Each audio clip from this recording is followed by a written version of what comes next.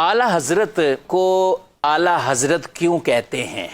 सहाबा का नाम लें, नबी पाक अलैहिस्सलाम का भी हम नाम लेते तो यूँ किताबों में बयान किया जाता ना, हजरत सैयदना मोहम्मद सल्लल्लाहु अलैहि वसल्लम, ठीक है।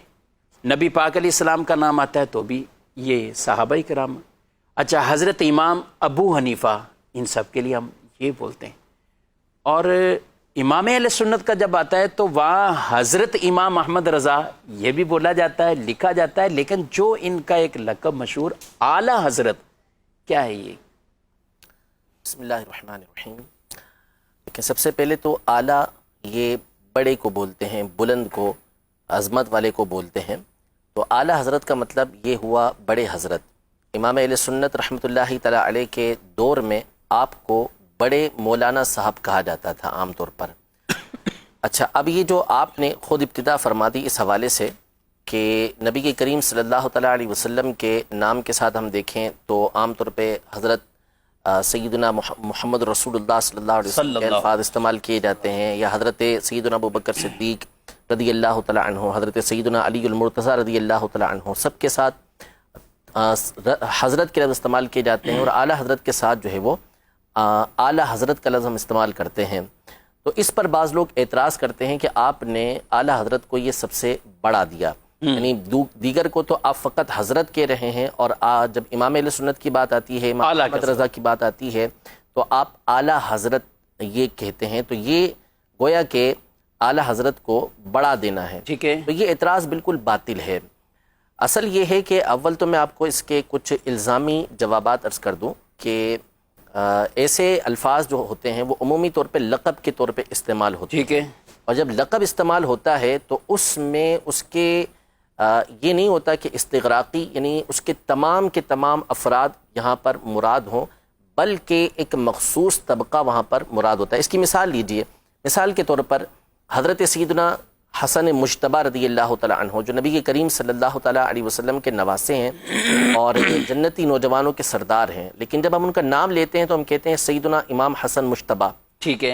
इमाम हुसैन रदी अल्लाह तआला अन्हु, सही, शहीद करबला, जन्नती नौजवानों के सरदार हैं, लेकिन क्या कहा जाता है? इमाम हुसैन, ठीक है। इमाम मोहम्मद बाक़िर रदी अल्लाह तआला अन्हु अहले बैत अतहार में से हैं, इमाम आज़म के असातिज़ा में से हैं। इमाम जाफ़र सादिक अहले बैत अतहार में से हैं, इमाम आज़म के असातिज़ा में से हैं। इमाम हसन बसरी, इमाम इब्न सीरीन, इमाम मालिक, इमाम शाफ़ई, इमाम अहमद बिन हम्बल।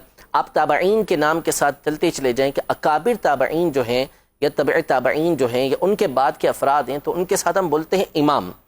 लेकिन जब बात आती है नौमान बिन साबित रहमतुल्लाहि तआला अलैह, अबू हनीफ़ा रहमतुल्लाहि तआला अलैह, तो उनके नाम के साथ हम बोलते हैं इमाम आज़म। आज़म और आला का माना एक ही है, यानी बड़े इमाम। तो अब कोई ये इतराज़ करे कि यार आपने तो इमाम आज़म को इमाम हसन मुज्तबा से बढ़ा दिया, इमाम हुसैन से बढ़ा दिया, हालांकि ऐसा कोई भी नहीं कहता, ठीक है। ये एक मिसाल हो गई इल्मी एतबार से। अब मिसाल के तौर पर एक और मिसाल दुनियावी एतबार से, हमारे जो कायद हैं, हमारे रहनुमा, सबसे बड़े रहनुमा कौन हैं? नबी के करीम सल्लल्लाहु तआला अलैहि वसल्लम की ज़ात गिरामी। हमारे कायद हम ये कहेंगे कि अबू बकर सिद्दीक़ रदी अल्लाह तआला अन्हु हैं। हमारे कायद खुलफ़ाए राशिदीन हैं। हमारे कायद अहले बैत अतहार हैं। हम कायद कहते हैं कि कायद अहले सुन्नत फ़ुला कायद, फ़ुला कायद, फ़ुला कायद।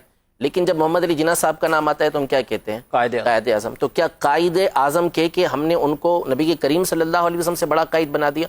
हरगिज़ ऐसा नहीं। तो असल ये है कि ये जो लक़ब होते हैं, इस तरह के जो अल्फाज होते हैं, इनको बोलते हैं कि ये उमूर निस्बिया में से हैं। उमूर निस्बिया का मतलब ये होता है, जैसे मिसाल के तौर पर मैं ये कहूँ कि सबसे बड़े आलिम जो है सज्जाद भाई, मुफ्ती सज्जाद साहब हैं, ठीक है। तो अब कोई ये कहेगा कि क्या मुफ्ती सज्जाद साहब, जिनको मैंने सबसे बड़ा आलिम कहा, तो ये क्या मुफ्ती कासिम साहब से भी बड़े आलिम हैं? ज़ाहिर सी बात है कि हम में से कोई भी नहीं कहेगा कि मुफ्ती कासिम साहब से बड़े आलिम हैं। बल्कि इसका मतलब क्या हुआ कि हम जो यहाँ पर अफराद मौजूद हैं, हम में सबसे बढ़कर इल्म के अंदर ये हैं। तो इसका मतलब ये है कि इस तरह के अलकाबात जब इस्तेमाल होते हैं तो मखसूस तबका, मखसूस दायरा ये मुराद होता है। तो आला हज़रत इमाम अहले सुन्नत रहमतुल्लाहि तआला अलैह के लिए जब ये लफ्ज़ इस्तेमाल किया जाता है तो इसका मतलब ये होता है कि आप अपने ज़माने के अफराद और अपने माबाद के अफराद के ऊपर फ़ौक़ियत रखते हैं, अपने बाद वाले अफराद के ऊपर आप फ़ाइक़ हैं, बुलंद हैं उनसे علم کے اندر، تقوی کے اندر، عشق کے اندر، ان تمام چیزوں میں اللہ نے آپ کو بلندی عطا فرمائی تھی، اس لیے علماء نے آپ کو اعلیٰ حضرت کا یہ لقب دیا۔ نعوذ باللہ اس کا مطلب یہ نہیں ہوتا کہ پچھلے جو بڑے بڑے اکابر گزرے ہیں ان کے اوپر اعلیٰ حضرت رحمۃ اللہ تعالی علیہ کو فوقیت دی جا رہی ہے۔ قرآن مجید فرقان حمید میں اللہ تبارک و تعالی ارشاد فرماتا ہے یرفع اللہ الذین آمنوا منکم والذین اوتوا العلم درجات، کہ اللہ تبارک و تعالی تم میں سے ان لوگوں کے درجات کو بلند کرتا ہے جو ایمان والے ہیں، بالخصوص ان کے درجات کو بلند کرتا ہے کہ جو علم والے ہیں۔ تو امام اہل سنت علم کے اندر اپنے زمانے کے اندر سب سے فائق تھے، اس اعتبار سے بھی آپ کے درجات کی دوسروں سے بلند۔ قرآن پاک میں ایک اور مقام پہ اللہ تبارک و تعالی ارشاد فرماتا ہے وَأَنْتُمُ الْأَعْلَوْنَ إِن كُنْتُم مُؤْمِنِينَ، اگر تم ایمان والے ہو، مومن ہو تو تم ہی اعلیٰ ہو۔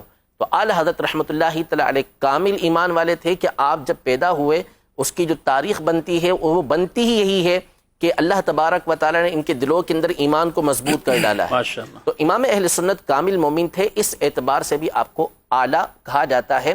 تو نعوذ باللہ اس کا مطلب یہ نہیں کہ آپ پچھلوں سے بھی یعنی جو اکابر تابعین ہیں، جو صحابہ کرام علیہم رضوان ہیں، ان سے بھی اعلیٰ ہوں، ایسا نہیں، بلکہ اپنے ایک دائرے کار کے اندر اپنے بعد والوں کے اوپر آپ کو یہ الفاظ، یہ لفظ جب بولے جاتا ہے تو ان میں بلندی مراد ہوتی ہے، اور لقب جب دیے جاتے ہیں نا تو لقب سے ایک مخصوص شخصیت مراد ہوتی ہے، اس میں استغراق، تمام کے تمام کو گھیر لینا یہ مراد نہیں ہوا کرتا۔